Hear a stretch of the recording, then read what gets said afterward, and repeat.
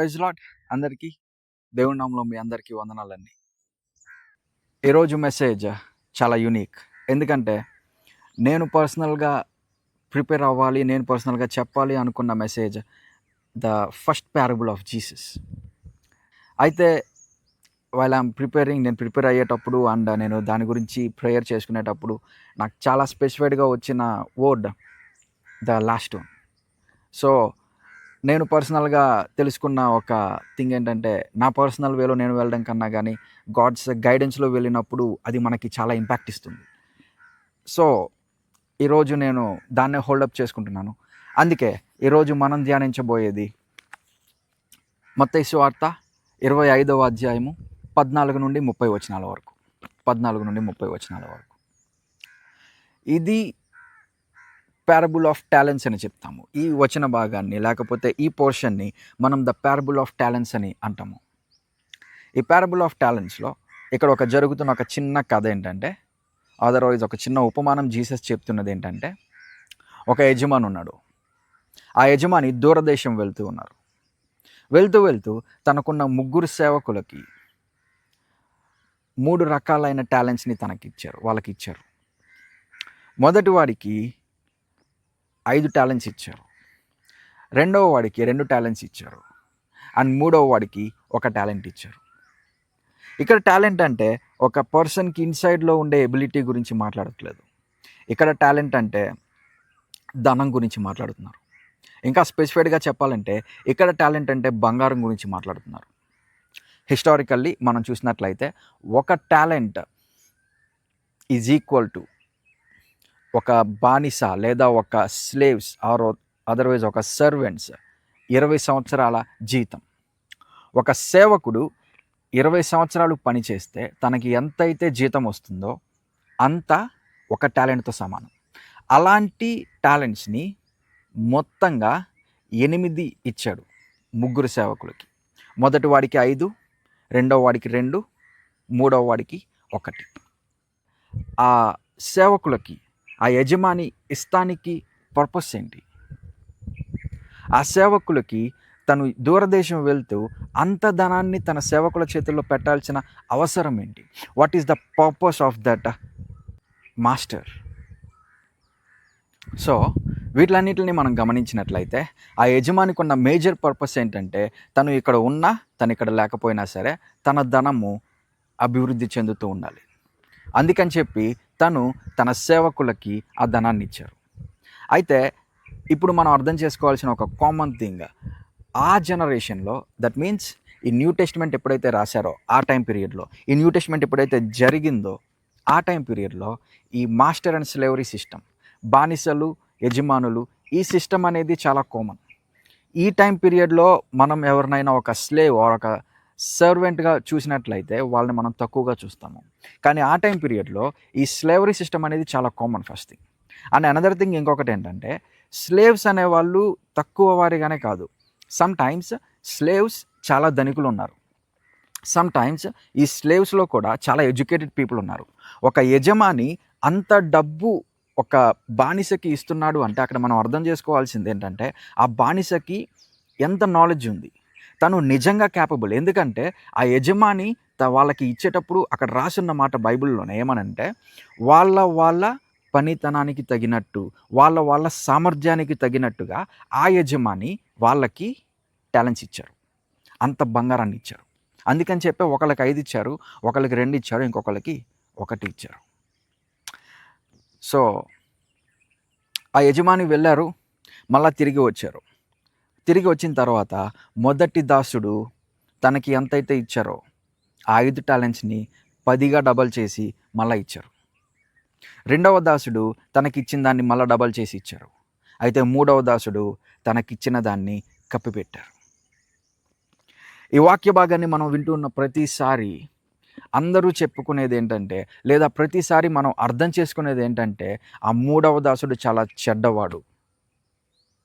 అయితే ఈరోజు మనం తెలుసుకుందాము, నిజంగా ఆ మూడవ దాసుడు చెడ్డవాడా? మనం ఆ మూడవ దాసుడిలాగా ఉండకూడదు అని చెప్పి మనం చాలా రకాలుగా అనుకుంటాము. చాలా రకాలైన ప్రీచింగ్స్ మనం విన్నాము, మనం చేస్తున్నాము కూడా. అయితే ఈరోజు మనం తెలుసుకోవాల్సింది, నిజంగా ఆ మూడవ దాసుడు చెడ్డవాడా? తను చేసింది నిజంగా తప్పా? తెలుసుకుందాం. ఆ పోర్షన్ మొత్తాన్ని మనం చదివినట్లయితే, ఈవెన్ ఆ పోర్షన్ మొత్తాన్ని మనం హిస్టారికల్‌గా చదివినట్లయితే, అక్కడ జరుగుతున్నది ఇది. ఆ మూడవ దాసుడు చెప్పిన మాటేంటంటే, యజమాని నువ్వు కఠినుడివి. అండ్ నువ్వు ఎక్కడైతే విత్తలేదో అక్కడ కోయడానికి చూస్తున్నావు. అందుకని చెప్పి నువ్వు చెప్పిన పని నేను చేయలేదు. అంటే అక్కడ ఆ సేవకుడు చెప్తున్న మాటేంటంటే, నువ్వు నీ ధనాన్ని సంపాదించట్లేదు. నువ్వు నీ ధనాన్ని సేవకుల్ని బేస్ చేసి దాన్ని డెవలప్ చేయాలని చూస్తున్నావు. సర్వెంట్స్‌ని బేస్ చేసి, స్లేవ్స్‌ని బేస్ చేసి దాన్ని డెవలప్ చేయాలని చూస్తున్నావు. ఆ జనరేషన్‌లో ద మనీ ఎర్నింగ్ కన్నా గానీ, ఆ మనీని డబల్ చేయడం చాలా ఇంపార్టెంట్‌గా చూసేవాళ్ళు. జస్ట్ ఫినాన్షియల్‌గా వాళ్ళు గ్రో అవ్వడం కన్నా గానీ, అన్ని విషయాల్లో స్టెబిలిటీని వాళ్ళు ఎక్కువ చూసుకునేవాళ్ళు యజమానులు. అందుకని చెప్పి ఆ టైం పీరియడ్‌లో వాళ్ళు చేసే ఒక గ్రేట్ థింగ్ ఏంటంటే, ఒక బానిసని తీసుకొని, ఆ బానిసకి ఉన్న సామర్థ్యాన్ని బట్టి వాళ్ళు దాన్ని సంపాదించేవాళ్ళు. సో, అదే ప్రాసెస్‌ని ఈ యజమాని కూడా ఫాలో అయ్యాడు. తన తన దాసుల యొక్క సామర్థ్యాన్ని ఆ యజమాని తెలుసుకున్నాడు. ఆ సామర్థ్యాన్ని బట్టి వాళ్ళు ఏమైతే చేయగలరో, వాళ్ళ సామర్థ్యాన్ని బట్టి వాళ్ళకంత ధనం ఇచ్చి దాన్ని డబల్ చేయమని చెప్పారు. ఇది హిస్టారికల్. సో, ఇప్పుడు మనం చూసుకుందాము. ఆ యజమానిని ఆ మూడవ దాసుడు నిజంగా అర్థం చేసుకున్నాడా? లేదా ఆ యజమానిని ఆ మొదటి ఇద్దరి దాసులు అర్థం చేసుకున్నారా? మూడవ దాసుడు చెప్పిన మాట, యజమాని నువ్వు చాలా కఠినుడివి. నువ్వు ఎక్కడైతే విత్తట్లేదో నువ్వు అక్కడ కోయాలని చూస్తున్నావు. తను చెప్పిన మాట ఏంటంటే, నువ్వు నీ ధనాన్ని సంపాదించకుండా దాన్ని ఇంకా అభివృద్ధి చేయాలని చూస్తూ ఉన్నావు. నువ్వు లేని నీ ఆప్షన్స్‌లో కూడా ఆ ధనాన్ని నువ్వు ఇంకా ఇంక్రీజ్ చేయాలని చూస్తున్నావు. అందుకని చెప్పే నేను ఇది చేయలేదు. అది ఇండైరెక్ట్‌గా ఆ స్లేవ్ చెప్పిన మాట. ఆ సర్వెంట్ చెప్పిన మాట. ఇప్పుడు మనం తెలుసుకుందాము. ఈ ముగ్గురిలో ఎవరు కరెక్ట్? ఈ ముగ్గురు దాసుల్లో ఎవరిని మనం ఫాలో అవ్వగలుగుతాము? ఈ ముగ్గురు దాసుల్లో నిజంగా యజమాని ఆంతర్యాన్ని అర్థం చేసుకున్నది ఎవరు? ఖచ్చితంగా అది మూడవ దాసుడు. అందుకనే తను డైరెక్ట్‌గా చెప్పాడు యజమానికి, "నువ్వు ఇలాంటి వాడివి." అయితే యజమాని కోప్పడ్డారు.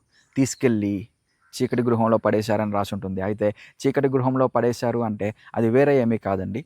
అది తనకి ఉన్న స్టేటస్ మొత్తాన్ని దింపేసి తనని చాలా తక్కువ పొజిషన్‌లో ఉంచారు. అది అక్కడ జరిగిన క్లియర్ థింగ్. తను ఒక స్లేవ్‌గా, తను ఒక బానిసగా, తను ఒక సర్వెంట్‌గా ఈ పొజిషన్‌లో ఉంటే, తన పొజిషన్ మొత్తాన్ని తగ్గించేసి తనని లోవర్ పొజిషన్‌లో పెట్టారు. అది అక్కడ మనం అర్థం చేసుకోవాల్సింది.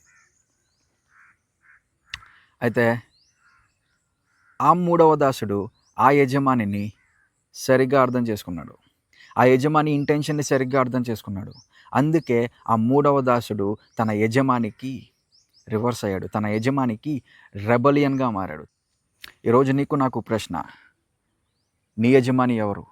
నీ యజమానిని నువ్వు నిజంగా అర్థం చేసుకుంటున్నావా?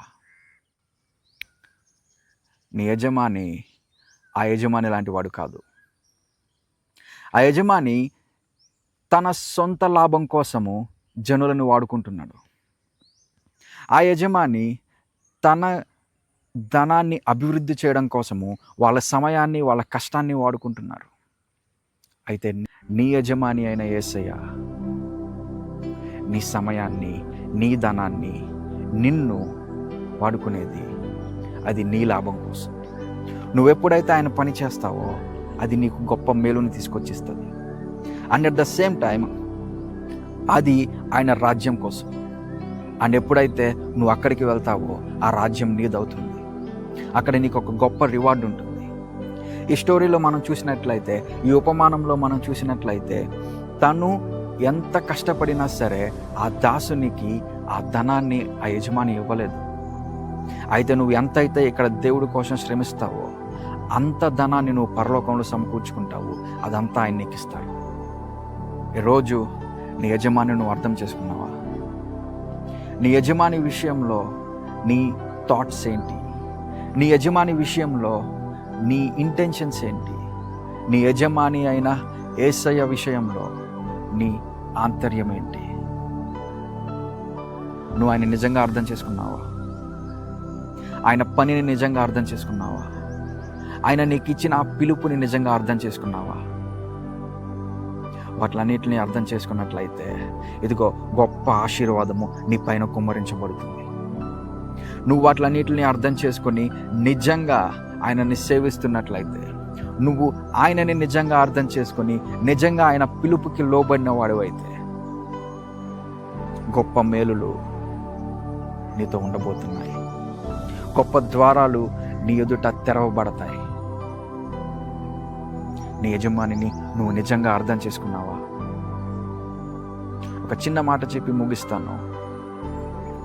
ఆ యజమాని వాళ్ళని వాడుకుంటానికి చూశారు.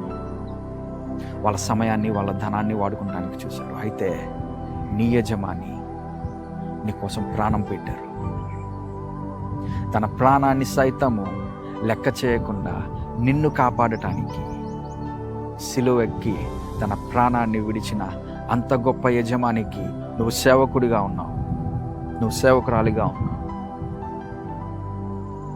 నిజంగా నువ్వు ఆయనని అర్థం చేసుకున్నావా? ఆయన పిలిచిన పిలుపుని అర్థం చేసుకున్నావా? ఆయన నీ కోసం చేసిన త్యాగాన్ని అర్థం చేసుకున్నావా? నీ అంతటి నువ్వే ఆలోచించు, నీకే తెలుస్తుంది. ప్రార్థన చేసుకున్నా. తండ్రి, ఇచ్చిన ఈ గొప్ప మెసేజ్కై మీకు స్తోత్రమయ్యా. ఇది నాది కాదు, ఇది నా తలంపు కాదు, ఇది మీ మాట నా తండ్రి. నిజమే అయ్యా, మీరు మా యజమాని, అందును బట్టి మీకు స్తోత్రం.